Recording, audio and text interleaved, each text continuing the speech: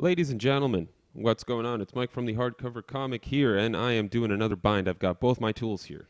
Got my X-Acto knife and my hair dryer because I've got 6 single issues of Wildstorm in volumes 2, 3, and 4 that I'm bind prepping. Um, I started collecting the series, so I got the first 6 issues, and I had to make some cutbacks to my pull list, and Wildstorm didn't make the cut, so I said I'm going to get the trades eventually and bind them. And now finally, thanks to Christmas, I've got my trades here, um, so I can finally put this all together. So the Wildstorm was a series written by Warren Ellis with artwork by John Davis Hunt. I know you've probably never heard the name John Davis Hunt, but let me tell you, dude's artwork is phenomenal. And from what I saw, he did every single issue here, all 24 issues, which is, for those of you that read monthly comic books, is becoming to be something that's unheard of, right? Doing 24 issues in a row with a single artist. I mean, that's crazy. A lot of dudes can't keep up with that kind of schedule or timeline.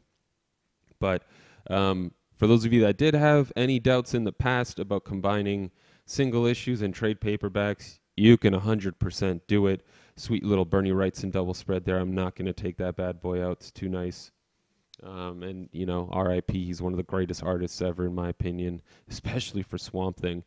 But the Wildstorm, like I said, was written by Warren Ellis, artwork by John Davis Hunt, and really what it was an reimagining of the Wildstorm universe. So as for those of you that don't know, Warren Ellis did write Stormwatch in the past, and then he transitioned that over into The Authority, which he did with Brian Hill. And then Mark Millar took over with Frank Quitely and I think Dustin Nguyen. Fantastic series, The Authority. Stormwatch was great too. Not as good as The Authority, though, in my opinion. But what we got here is Warren Ellis coming in, taking everything from the Wildstorm universe, right? Not just The Authority and Stormwatch. So you get to see, of course, Henry Bendix. You get to see team members from The Authority and Stormwatch, such as Midnighter and Apollo, the Engineer, Angela Spica, among other characters, right? And what's really cool about it is he also combines the rest of the Wildstorm, right? So I know for sure you get to see Wildcats in here. I don't know if like Wetworks and stuff was in there because I didn't get to read the entire series. One other thing I'm not putting in this custom bind omnibus is the Wildstorm Michael Cray series that was written by Brian Hill. I think that ran for 12 to 14 issues, maybe more than that. But I just didn't collect it.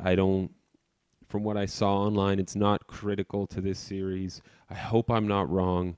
But, at 24 issues here, this is right in that sweet spot, right, of a good sized bind that's not too heavy, not too thick. You get to see all the pages nicely without losing too much in the gutters.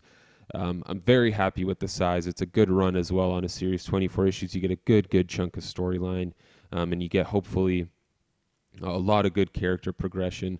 From what I read so far, the characters themselves were phenomenally written. It's Warren Ellis. There's a lot of intrigue, a lot of mystery in this series, a lot of conspiracy-like plots involved, which I'm a big fan of. There's also a lot of fantastic action, drawn by John Davis Hunt, who is, like I mentioned earlier, he's an incredible talent that I had never heard of before.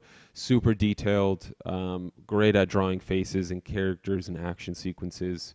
So I'm very excited to get this custom bound and have that bad boy to dive into and just binge the crap out of it the same way I did with Stormwatch and The Authority. But what I did want to touch on a little bit here, and with custom binding, everyone's got a lot of questions, and they're all really great questions. So one of the things I mentioned is 24 issues, right?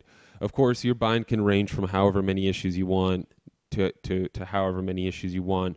Most places, I know Lehman, which I use, they charge a little extra for the book if it's over 2 inches. So if the thickness of the bind winds up being over 2 inches, you're looking at an additional fee. And so the way I'll typically measure that is once I've got my book block, you're looking at about 40 issues for honestly for a 2-inch bind, which is, I think my Justice League Dark was pushing that, and the Justice League bind I had for the New 52 leading up to Forever Evil was about that size as well.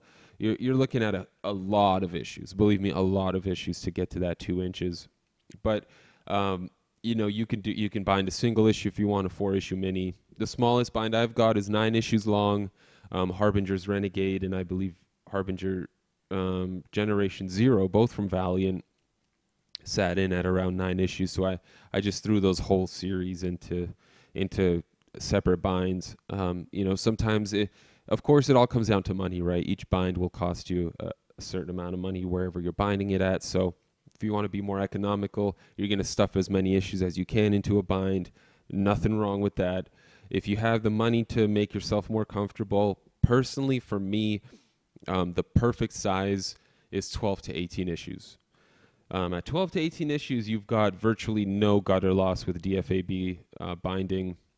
You've got, a lightweight portable book that you can carry around and take with you when you travel, and you're not worried about, it weighing down your carry-on or anything. And that's the perfect size for me, 12 to 18 issues. But it's very difficult. Like I said, it gets super expensive, and you have to start paying for each additional bind, and it doesn't work out with the mapping all the time because you may have a storyline that connects to another storyline and you want to put it all into one book. The cool thing with trades, as you can see here, you get some bonus content in the back, cover art, cover galleries, character designs, all that fun stuff. I always like to put that in a separate pile, get all the bonus content in one pile, get all the reading material in one pile, and then I'll usually toss the bonus content into the back so you get a nice little bonus section like you would with an official release, right? And that's one thing I wanted to talk about, is official releases and how I'm, even though, I'm stepping away from them. I love the oversized artwork, of course.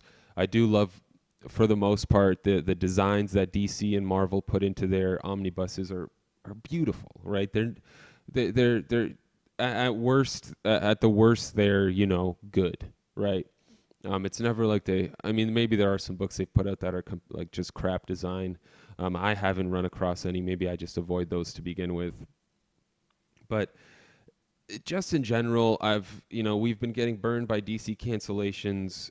Marvel's putting out whatever they're putting out, stuff like, Absolute Carnage is getting an omnibus soon, but, something like Christopher Priest's Black Panther run hasn't had one yet.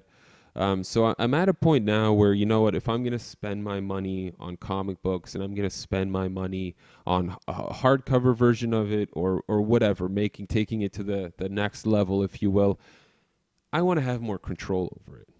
With the custom bind, you do whatever you want to do, man. You want to put those you want to put those issues in the wrong order. You want to put the pages in the wrong order. Go for it, man. No one's stopping you. When it comes down, like I said, when it comes down to your collection, your money, for me personally, that just means I think it's best for me to spend it on the series I want to spend it on, for one, not being not being able to only buy what Marvel and DC are putting out, right? Sometimes, there'll be months that go by and there's not a release that you want, even though you're looking for new stuff to read. And in the case of a custom bind, you get to do what you want, and it's yours at the end of the day, and it's completely custom. There's no other book like it out there. Even if someone gets the same series bound, the way the spine is done, the way the dust jacket's done, the way the pages are laid out. You can make yourself a custom table of contents.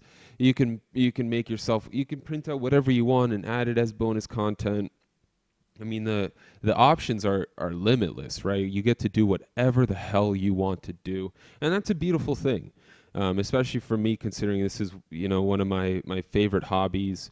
It's obviously a hobby that requires significant, at times, financial investment. I want to do what I want to do, and custom binding has definitely made that a possibility for myself, and I know for Matt as well. And of course, if you're lucky enough to go to a con and at that con there is a creator that you have a custom bind for, you know, especially with artists, they will likely they'll be so enthused by it, they may give you a free sketch. Writers are especially enthusiastic about it because again, it shows you put that extra love and that extra care, and you bought the single issues or you bought the trade paperbacks, and you took the time, you're collecting it over years and years, right? That's at times, and you put this book together, you made a dust jacket or you got one made, you got a table, you made your own table of contents, or you had, you know, you're putting this effort in, and the creators love that. Usually they'll, you know, again, I don't know what benefit it is to you or to whoever, but it's a beautiful thing when all things are said and done, right? Making custom binds is a lot of fun, but in terms of, you know, I'll speak a little more to the Wildstorm itself. Like I mentioned, I haven't read the entire series, but it's, you know, just flipping through these pages, looking at the artwork, looking at how the story's changing, what's happening, going into outer space, you know, going into it just looks like an incredible time and a lot of fun, which is what you get with most Warren Ellis books. But the last thing I wanted to sort of talk about, and hopefully, you know, you guys have stuck around for the for this part of the video. For those of you that do custom binds, what do you do with your books? What are your plans going into a custom bind? I mean, if you're new to it, what are your thoughts on it? What are your opinions on it? Do you have any plans to do any custom binds? You know, if you guys have any questions about them, feel free to ask them below. Matt and I, you know, I'm coming up on about 30 customs at this point. So, you know, I've been around the block. I know as much as there is to know about it, in my opinion. So I am curious about, you know, the community here. I love that the custom bind community has been growing. You know, Matt and I get messages all the time about custom binding, and, you know, it comes up all the time on live streams from y'all. So it's really great. For those of you that are into this stuff, let me know what you've been binding, what your thought process has been, how you've been enjoying it so far, how it's turned out for you. Or if you're getting into it, you got new books coming soon, or you're going to be sending them in, fire away questions below. We're more than happy to answer them and chat with you guys about it. We should have, you know, more live streams coming soon, more videos coming soon. But thank you guys. Mike from the Hardcover Comic here. You stay classy, internet. Have fun binding.